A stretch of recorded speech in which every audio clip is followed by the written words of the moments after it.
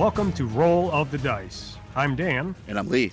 And today's episode, we're talking about giving people rewards. So let's talk about that. Lee, I'm going to leave this more to you because I haven't really played as a GM and gave a lot of characters rewards. And this is something I struggled with on the few times that I've ran games. Okay, well, we could talk about that. How did you struggle with it, not knowing what to give them, or you gave them something too powerful? Well, I never really gave them an item that was too powerful. I never got into giving them that per se. But at the end of an episode, and I know games will vary depending on how much experience you give them because everyone kind of advances, every game advances your character kind of differently. But I never knew how much points to give them at the end of the game. Oh. And I want them to feel comfortable that they know they're advancing their character, but I also don't want to give them too much that they advance too quick or give them too little that they just take a long time to get any more abilities or advance their characters.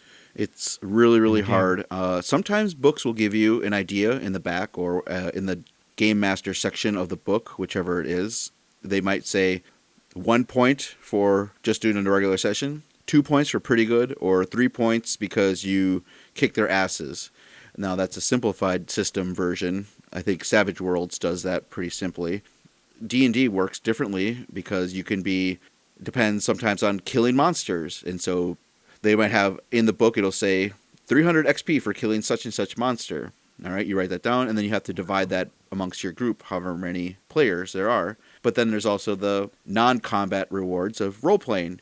So then, I mean, this is difficult, but let's just say that the party had to talk to someone and get some information out of them. Did they succeed? Did they fail? Did they overly succeed and now they actually made an ally with that person? And then you can have it written down ahead of time how much XP they get, whether it be 100 or 300, depending on what they did. Or 0 if they completely failed, or a negative. I know that's getting really specific. I'm just giving different ideas for what you can do.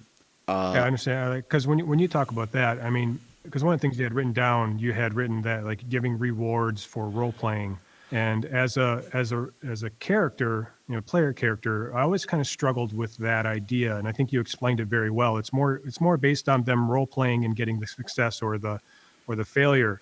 Well, we'll get into all that. I just keep on the XP subject, and then I'll talk about. Obviously, we have many types of rewards that we can talk about. Okay.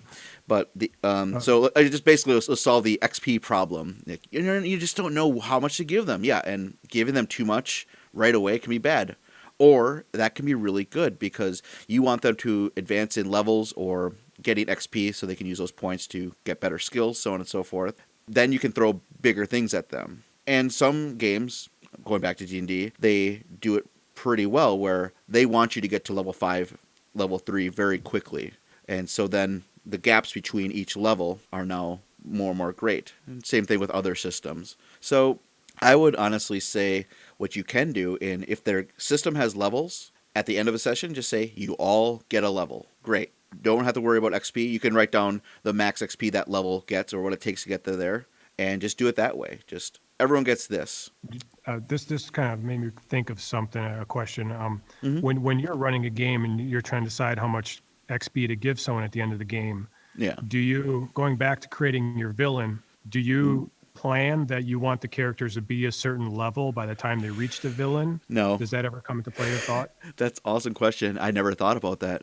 No. Usually I get a feel for what the characters can do throughout the game, as in when I'm throwing NPC enemies at them in combat. And that will go, actually, we're going to touch base on the next episode with NPCs.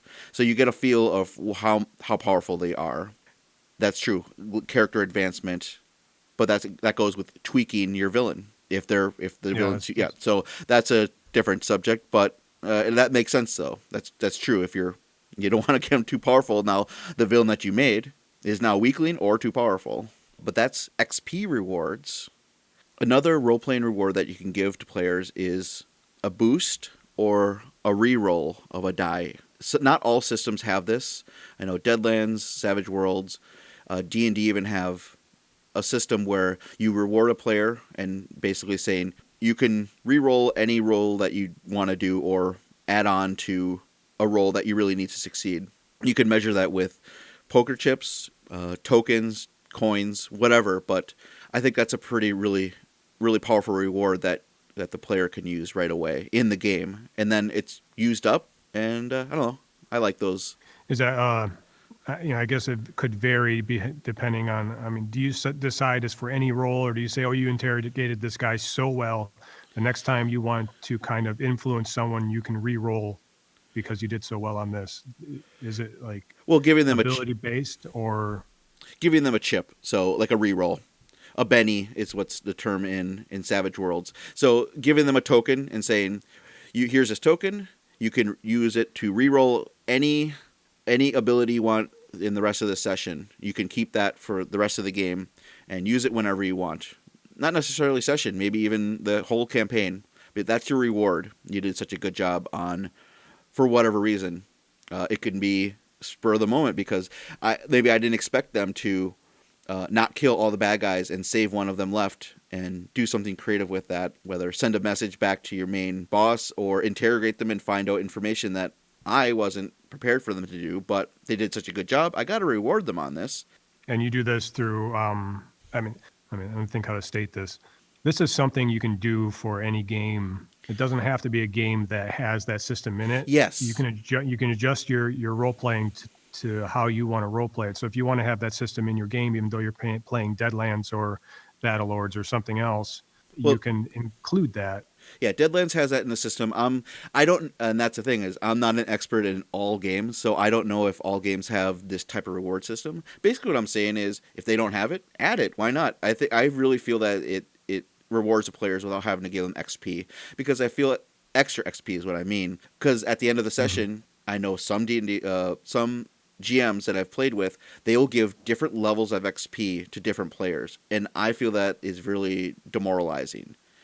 Because sometimes the person might be a little bit more energetic and their character is always in charge in a way or always speaking, and never letting the other person be able to speak is bad. And I'm just talking about social interactions, but also in combat, maybe they just rolled bad, so they're having a crappy night, so they're being punished for that. I don't like that at all. So I like to give everyone the same amount of XP, and then the boost is a chip or a reroll, a token that you get to reroll. And I would definitely make that into a homebrew or add that into your campaign if the system that you're playing doesn't have something similar to what I'm talking about.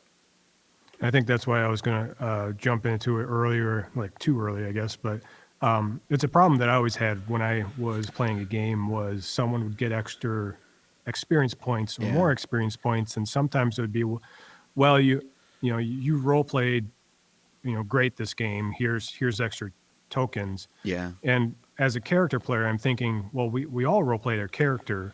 Why? Because that person just had more time in the spotlight, got more experience points, even though everyone's role playing their character correctly. Mm-hmm. So make sure you're not just giving points to people because you're calling it a role playing experience points because they're role playing the character correctly per se. If everyone's playing their character correctly, if everyone gets a party because maybe that's that person and that character's strength is social interactions, but you're the tank and you go in and you protect everyone. Well, that's your role of the die. What? So if you're giving a reward of a magic item, ooh, yeah. How do you limit the power of it, or how do you decide what kind? Oh, everybody gets Vorpal swords plus 12 immediately at level 1, and you can use them without restriction. And then they just go through and they kill everyone, and they win without any problem whatsoever. I know in D&D, I always looked for the sword plus 1. That was good enough for me. Yes, and you feel like, oh, this is actually really cool. Well, I guess I have a question for you since you're the player. Have you ever received a magic item that was given to you that was too powerful and not necessarily ruined the game, but made it too easy? I'm trying to think back. Nothing that I can quite remember. I think when I started playing D&D, someone gave me like a wand of fireball. Ooh, yeah. It was a really strong fireball. I think it was like you'd fire a level 20 fireball or something like that. Yeah, that's crazy. But it was still limited. So, I mean, I still had a limited amount in the rod of charges, to use. Just curious because that is something that can really screw up your entire game if you're brand new and you want to reward your players. They did something really awesome, or they defeated a bad guy that had that weapon or magic item or whatever it is, and they take it. Now they're able to use it, and you didn't think about it at all. Oh, crud. Well, they did it, so now they have this, we'll say, yes, wand of fireballs that can shoot level 20 fireballs that can just take anyone out. Yeah, there might be only 3 charges left in it, so you can only use it 3 times. But if they hold that and wait and keep it till they throw 3 of them at your main antagonist, oh man, what do you do? Wow. I guess so. That's 2 subjects: is how do you reward them with magic items, and then I think that would be a completely different episode. Is what if you screwed up already? What if you already gave them that magic item? So this is yeah. so this episode, I'm gonna try to maybe prevent you from getting to that, and then we'll do another episode where, okay, you've already screwed up. Let's try to fix this problem. So That makes sense. I'm yep. sure we'll have several episodes on how to fix problems Oh, you encountered. definitely. And boy, I've made problems by accident without knowing it, and yeah, I don't want you guys to do the same thing. All right, but Also, just to touch on it as a player, if another character gets a magic item that is so powerful oh that yeah, they just become like what do you call it? useless. Well, yeah, all the other characters basically become useless, and then you're just like, well, you go handle it. I don't have to do anything. Yeah, It kind of ruins the game a little bit for all the other player characters yeah. because they don't have that same power or ability. They're not at the same level. Yep, that has happened. Actually, I played a character, and he got an awesome sword thing, and he was just kicking butt with it, and it was cool, but no one else really had that. They had other magic items, wasn't as cool as this one, which kind of sucks. So, okay, you're a GM, you want to start rewarding your players with magic items by giving them enough money to go to a magic store and buy these things. Another one is to have them win it after defeating an enemy. And I guess another one is making the adventure about getting that magic item or other magic items, depending on how you want to distribute it. And I guess I use magic in a way. It can be, if you're playing more a sci-fi game, it can be something technologically advanced, something that is special. So I guess what I want to say is start low level. Like you gave a great example of a +1 sword. At early levels, that's amazing to have. And not just that, is what you can do with that +1 sword, whether they won it from killing someone or they just got just enough money to go to the store and get that +1 sword.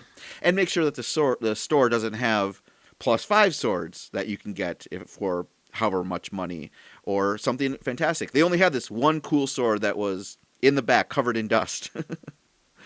and they just got always in back covered in dust. It's always, yeah. So, and that way it's mysterious. Like, what is this sword? So it's only a +1 sword, whatever. But that kind of, I don't know. I like +1 swords. So that's one thing you can do. But what is kind of cool is you gave them this +1 sword. Characters level up. Actually, maybe that item levels up along with them and unlocks new abilities. Maybe this +1 sword actually is intelligent. I know that's the thing in D&D, and actually has a personality and starts talking to you. It didn't talk to you for 7 sessions because it didn't trust you or for whatever reason, or it finally woke up because now you're a worthy player, just an example. Or it levels up as in it gets more powerful with you. Now at level such and such, it can shoot lightning out of it because you've attached yourself with this sword. So it seems like it'd be easier to give them something small and advance that weapon up with them, as opposed to giving them something powerful and being like, okay, we're going to scale this back now, which is harder to sometimes convince your player that you're going to take away abilities that you gave them because they're just too powerful. Yep. And that way, when you give them this item, you don't have to have it thought out right then and there. Unless you're that type of a GM where you have to have everything written down, which I completely understand. But if you just say, all right, you find this magic sword, it's extra light, it gives you a +1. So then you give them something, and then you can continue to reward them and not give them a different sword, we'll say, that they find later on. That way they keep this sword. It actually means something to them. They continuously use this sword and so on. So that way it's been with them. It breaks or whatever. That's something bad and so on and so forth. I was just going to say, so I, as a player character, I don't start hoarding all the +1 swords and being like, which one's going to talk to me? Yeah, Which one's the powerful one? which one do I use? Or I'm just going to sell all these pile of swords I found. Who cares? And then I'm going to sell all my +1 swords to buy that shiny Vorpal sword I've been eyeing in the back of the store. Let's talk about items that aren't necessarily magical. Maybe you're playing a Wild West game. Maybe it's Deadlands. Or maybe it's Firefly. And the players, they find or they get a fancy gun or weapon of some kind that is just a little bit better. Like it's got gold plating on it, it's shiny, it's oiled, everything mechanically works just right. It feels amazing in your hand, it's perfectly balanced, whatever. That way you can give them a bonus on that too for whatever system you're using. I know we used a +1, but there's obviously different systems. One could be just that gun is so shiny on your hip, it gives it a bonus to charisma or something like that. Your charisma or influence. Sure, whatever you want to do. Think of it that way. Instead of just thinking combat, think of something like that. Or they find or they buy this awesome hat. All right, well that looks sharp on you. Now you get bonuses in diplomacy and so on and so forth. And what I like to do is give almost everyone in the group a small, again, I would use the term magic item or cool item, superior item, and that way they all have one. And it can sometimes fit their character perfectly, and sometimes it can't. But that way they all have one, like you described. Oh, he has an awesome fireball wand. I have got dice that are weighted, and that's all I got for my magic But, item or item. it also, it also take into consideration your player character's story arc. I mean, if you have someone who's completely battle oriented and and just wants to be the tank of the group, Yeah. probably you're not going to give him the charisma item. I mean, he could get it.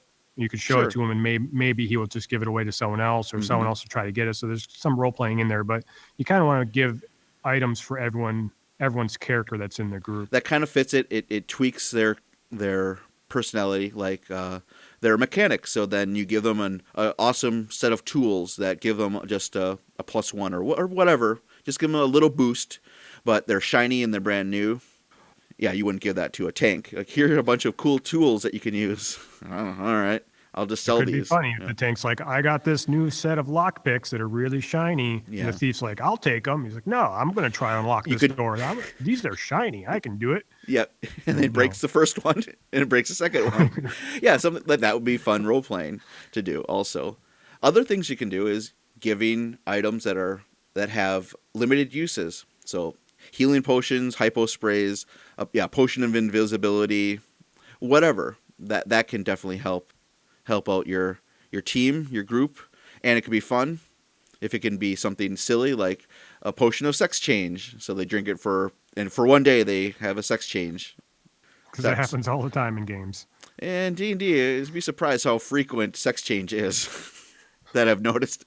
It seems to be on tables that you roll. With other characters, other players, where I played maybe 10 sessions, and then suddenly I'm talking to them, and it's like, oh wait, you're playing a female. I completely thought you were playing a male this entire time we were role playing, and I finally found out who your character is. Awesome. What I don't like to do is rolling randomly on a chart for your magic items, because that can lead into bad things. Or a magic item that is just, it's just this. I have 30 of those already. Who cares? I don't need another scroll of flying. Who gives a crap? We'll just put that in the pile of loot. Big deal. Who cares? I don't like that. You can look at the list and then it gives you an idea of, I didn't think about giving them this. That's kind of cool. Yeah. Or adjusting and making your own list. Take a couple things off, put your own items on there in case there's some that are too powerful. You could take them off, or some that they already have or don't need. Yeah. Unless they're just going for the money, they're probably going to sell it anyway. But there's that option too. Now that's a good point. I mean, money is a reward in the game because you can use that to buy so many things. And my tip to you, GMs, is keep your party poor. Keep them dirt poor. Adventurers shouldn't have that much money at all. And there's different ways of doing that. Obviously not giving them money, but sometimes they role play really well and you have no choice. You have to give them money. What I actually have an example is I was running a Star Wars campaign, and the characters, they really wanted to get their own ship, which makes sense, of course. And all they had was Yeah. this crappy shuttle that they pieced together, and they went on this mission. They gambled with some really rich people. They rolled really well, role played it well, and I had to give them lots of money. It made sense story wise. I don't want to cheat them out of what they did, so I gave them tons of money. And so happens the people they're gambling with, they were above Corellia, so there's a whole shipyard that they have. And he said, all right, here are all the ships. I made a list of all the different ships they could buy, all the things that they had, pluses and bonuses, how much they cost, used, brand new, all these things. But then what I did is they're about to give them all their money for this cool new ship. Something bad happened. A terrorist attack happened and destroyed everything, so they weren't able to make the transaction. But they still had the money. But luckily, throughout the rest of the story, I won't get into, they had to start using that money for other things, paying off huts and other things that they had to do, so that bank account went down, down, down, so they didn't have enough money to buy an awesome ship. Now, that sounds pretty mean that I wouldn't let them do that. But the main reason was the whole point of this entire campaign, or season, I guess I'd call it, is I was trying to give them an awesome ship. That was their reward. Their magic item at the end of it was this cool ancient ship from the Old Republic. So I didn't want them to buy their ship. I wanted them to earn it through their adventure. And they actually did get it. And now have this hunk of junk ship that is similar to the Millennium Falcon. I wanted to give them their own Millennium Falcon. But in a way, it's by having that reward, you knew you were going to give them a ship, and it's Yep. going to be a pretty good ship. Yes. Possibly better than what they were going to get before. Oh, it's definitely better. By taking or limiting the rewards that you gave them through the campaign and the struggles they had to go through to get the final reward made it even better. Yeah, and they all understood as, oh, that's why you didn't want us to get a ship. Okay, well, we're cool with it. I even had to say to them, don't worry. I know I'm maybe being a little bit mean right here or stingy, but it's going to make sense, okay? I promise you. I'll make it up to you guys. If you're going to just give a sentence or two of advice to new GMs about giving items, Yeah, it would be not to give them something too powerful to start with. definitely. Start small and build up. Mm-hmm. Or do you have something to add to that? Give them something small. Maybe that item can level up with them. Maybe the item could just be for fun. Maybe it's just something that a box and you open it up and it's an entire tent or something cool. That way it's not going to be used in combat. It's not going to be used against you in the main antagonist, but they can relax safely inside of this magical tent that has bad guys can't get inside of it, we'll say, or whatever. It's invisible. But so a little magic item like that, or a never-ending water canteen. Okay, well, I always have water. I'm ready to go. Or something silly and fun like a purse or a wallet that you open it up and it's always $1. And sometimes it changes into a different currency. So now it's a Deutschmark or now it's in yen. So that might be fun, but you might get that one bit of currency. And just to make sure that they don't abuse it is that money disappears. Like maybe, you open up that wallet or purse and there's 10 gold pieces. Oh, cool, I buy something. But then that money disappears after a day. And now if you stayed in that town, that clerk is going to be pissed off at you. That 10 is missing from the register. Well, that's another option that seems to be something about giving your items a negative too. If you happen to give someone the Vorpal sword that's really, really powerful and they're just killing everything, there's nothing you can do. You can say, okay, well, this thing has a cursed side to it now. Yeah, I love that. I'm going to bring into play because to make people decide, they're going to have to decide if they want to keep this sword and deal with the curse or get rid of that negative that their characters now have to deal with. Yep, that's a perfect solution for it. Now that item is cursed for whatever reason and is changing that character, it's actually changing their morals, who they are, and so on. And so I guess we can start talking about more of a deeper reward, which I personally love too, is giving characters their story rewards or character arcs, because that's really fun too. Like they've overcome something that they set up for the character. Yeah, and I don't think that's something you want to just give them right away too. The character arcs are rewards over time, I believe, and Yes. it's hard. I think those are probably harder for me than just giving items. Would be giving character art rewards, Yeah. pushing the characters further, and not necessarily like I like it when I play a character and I get a character arc reward, like you say, but it also has to make my character struggle against his morals. Oh, sure, sure, sure. Okay, So so yeah, yeah. it's not just here's your reward. It's you had to decide what to do, either go for your Mhm. goal or not kill this orphanage. So Sure, what's like it going to be? yeah, yeah. Example is yeah, your character was killed by this gangster, and now you have that gangster. You've captured him, or you're ready to deliver the final blow. But do you do that because you become a better person? We'll say, like throughout the game, yeah, maybe you were this angry person. You didn't give a crap about anyone, but you had your one goal. I'm gonna kill this person that killed my family. I don't care about anything else. But throughout the game, you softened. Maybe some NPCs showed empathy towards your character, and then you started realizing, well, all my entire life is just vengeance. Ugh, I don't like any of this. So you're right, challenging the moral. Now I've changed as a character. Am I still going to just kill this person that I want seek revenge on? But that's a lot deeper, and I think a future episode we can delve into more. I think we covered a couple episodes. We can delve into more. Oh, definitely. I mean, like I said, I could go on and on about magic items and how to give you the rewarding them with that way. Yeah, that's a different subject. That's a different episode. Yeah. Magic items. But that's the thing that makes role playing so much fun is getting that cool thing that you can talk about. Yeah, I think getting items that you love and your helps your character do special things becomes stories they like to tell later on. Mm-hmm. After the campaign, which is always fun. Yeah. So we'll mark it down. We'll like episode blah blah blah magic items or item rewards. Item rewards. Mm-hmm. I think we touched up on a lot of good things here. Yeah. I hope so. I sure hope so. I hope we're hitting the point of this podcast. That's Yeah, we did. I would say we did. Let's be confident, because as a GM, you have to be confident. You're the person that everyone looks up to, right? Oh, son of a. well, everyone's staring at you, so yeah. Well, that's because you got that thing growing on your neck. Tell us a story. Entertain me. Give me rewards. It's probably a good time to wrap it up. Yeah, I think it's a good time to wrap it up. So, if you want to send us a question, or get a hold of us, or tell us about your favorite magical item that you got in a game, email us rollofthedice@gmail.com or Facebook us at rollofthedice. And that's something I think I wanted to talk about was the name of our podcast. Dan? What about the name that I've been saying wrong this whole time? Yes, it's the name of our podcast is Roll of the Dice, meaning ROLE of the dice. And I think you were saying roll the dice.